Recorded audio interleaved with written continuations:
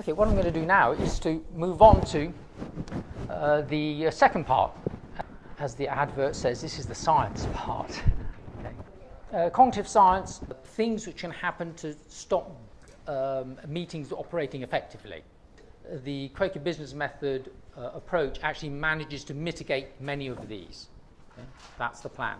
Cognitive science, which I've been teaching and studying and doing research in now for some decades, combines artificial intelligence, psychology, linguistics, is applied into education and also used in anthropology in order to explain human activity, human cognition, human thinking.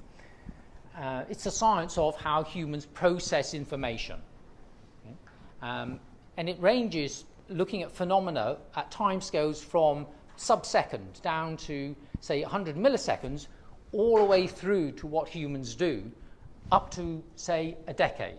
So the phenomena which cognitive scientists may study may actually take a decade to develop, such as expertise. But what underpins all of these ideas is the fact that we're receiving, storing and retrieving, forming and transmitting information. So cognitive scientists basically break down all human activity into things which do these basic forms of information processes over different timescales. Ideas about all of the ones listed here, both in black and grey, can be used to try and identify hurdles to making good decisions, solving problems, but also potentially provide at least partial explanations for why the business method might work. What I'll focus on is memory, psychological biases, problem solving and social dynamics.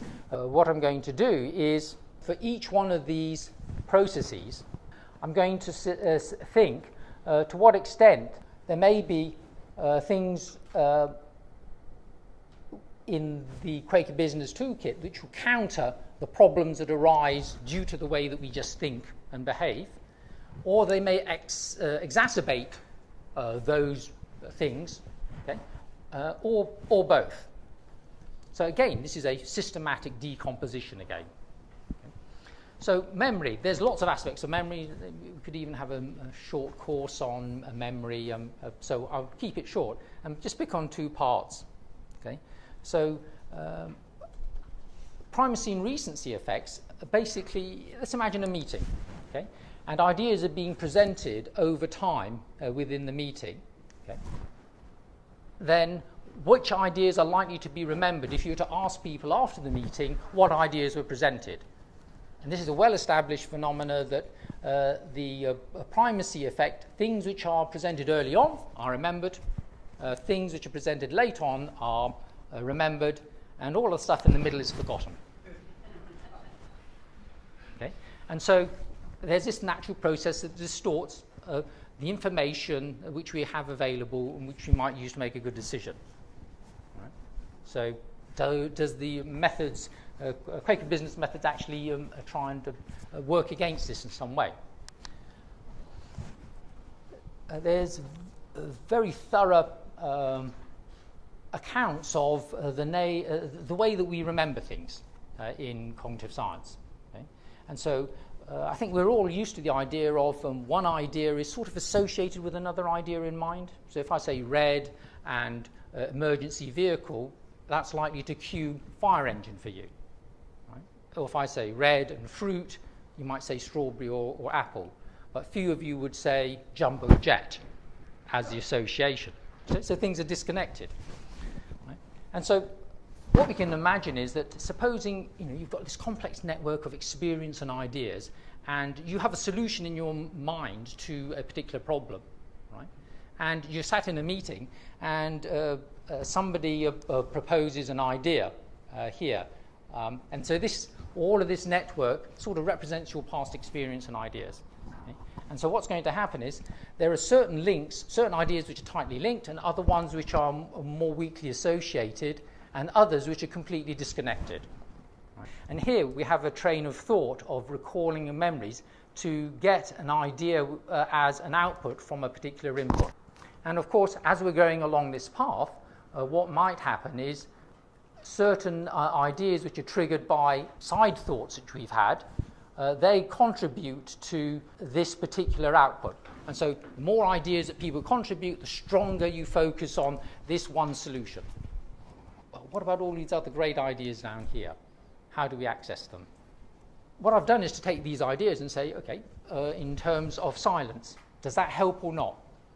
Well, maybe silence would actually help because it allows people not to be captured by the ideas that people are just throwing in. So you can sit in silence and then some other idea might just naturally pop up because it's not in competition. Okay? So that's a positive. But the primacy and recency effects mean then that the longer the wait, perhaps, then the more likely you are to forget things which are early on, especially the clerk. The clerk is given the explicit role of trying to think about writing a minute. Okay? And so they are rehearsing and keeping alive previous ideas and trying to integrate them. So maybe the clerk's role keeps alive some of the ideas in the middle which would have otherwise been lost. Right? Being open-minded clearly is, even though someone else has said something, you've got it in the back of your mind, no, I must think something else. I must bring new ideas to the table, and it's fine and good to do so. That mitigates against some of the problems of limited memory. Having pre-meetings, of course, could explore ideas more widely, but bring just one idea or two ideas to the table, which then everybody then fixates on. And the corporate values is a way of stepping back from the ideas which are being considered and take a fresh look from a different perspective. That may be a beneficial thing. Psychological biases have been studied very extensively. You can think of them as the difference between sort of reflexive cognitive actions and deliberate reasoning. The way it's been recently characterized by Daniel Kahneman is as sort of system 1, system 2, fast thinking, slow thinking, which from your nods I see that some of you are aware of those ideas.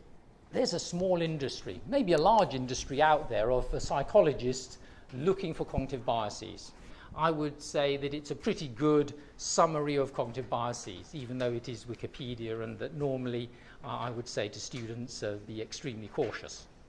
From a perspective of processing information, what kinds of things might interfere with rational decision-making, good decision-making? One aspect is memory. Our memory is really not set up well for making abstract, rational decisions, but for our hunter-gatherer origins. And we're fighting against that all the time. Summarize information to help us adapt and survive is a function that we do all the time. And there's a tendency for us then to generalize too much and to generalize everything that we see. So take one or two examples, make it general and believe that it's a law without thoroughly having tested it. It's another possibility that if there's too much information, we might just focus on certain details, especially if they are particularly salient. If we have to act fast, what we might do is, rather than consider all of the options, how do you in that case do you make a decision when you have to act fast? Well, probably you will favour something which is familiar to you. Or there could be a situation where there's too little meaning. Okay? And in this case, it could be we actually don't know what's in the mind of other people, but we often think we do. Yeah? In everyday life, but also in meetings. And how often do you actually explicitly, when somebody says something which is halfway ambiguous, stop and say, no, what did you really mean? Okay? Rather than assuming that it was negative or positive in a way that satisfies your own particular disposition. Okay? In terms of psychological biases, what do the tools do? Well, maybe the silence helps us think more rationally. Rather than making just a quick, intuitive reaction to an idea, we'll actually try and think it through. And certainly the idea of having a pause so that your immediate emotional reaction to what can decline, and then there's space for you to think about it, maybe this is a good thing. The role of the clerk is also explicitly to try and think about all of the information. The training that the clerk will have had through experience may naturally mean that they don't just naturally react to what they've just heard. And so this is similarly with the process of discernment, to be open-minded. And if people bring that to a meeting, it's possible that they will be more willing to entertain other ideas. Similarly, the corporate values, again, try to work against these psychological biases. In terms of open-mindedness, it's when you feel a resistance against an idea, that's when you should be most on your guard that there's a bias coming in. Okay? And if you are aware of this happening, you can see other people saying that I was first very much against this idea, but now that I've reflected on it, you can then build the kind of culture that would allow ideas to flourish. So my favorite theory from cognitive science is problem solving as heuristic searching. It's a bit more technical and complex, but I think it is even more powerful than the idea of biases. And the idea here is to actually formally define what a problem is, and then to use that formal definition in order to then determine what is an effective problem solving, and then what, for example, would be creative problem solving. Creative problem solving needs no mysterious process in order to explain it. You start off characterizing a problem as some kind of initial state where you are. You have no solution, and what's important is there should be some solution criteria which you're going to satisfy in order to solve the problem. So this is the definition of a well-structured problem. There are states, ideas which you generate as intermediate states, and there are operators, particular inferences that you make in order to generate further ideas. And notice here what we have is a branching tree. So there are lots of different lots of different inferences that you can make from where you are with your initial state. Right? So part of the idea of problem solving is to find those paths that would get you to a solution. And there may be more than one solution that satisfies the criteria. So effective problem solving is really a matter of finding those paths which are relatively short and actually manage to get you to a solution rather than all of these unprofitable paths. Effective problem solving is also sufficiently sampling the whole tree to know that your solution is at least decent, to try and satisfy in terms of exploring enough so that you satisfy the criteria, but you don't do an exhaustive search of all the possibilities because there's no time to do that.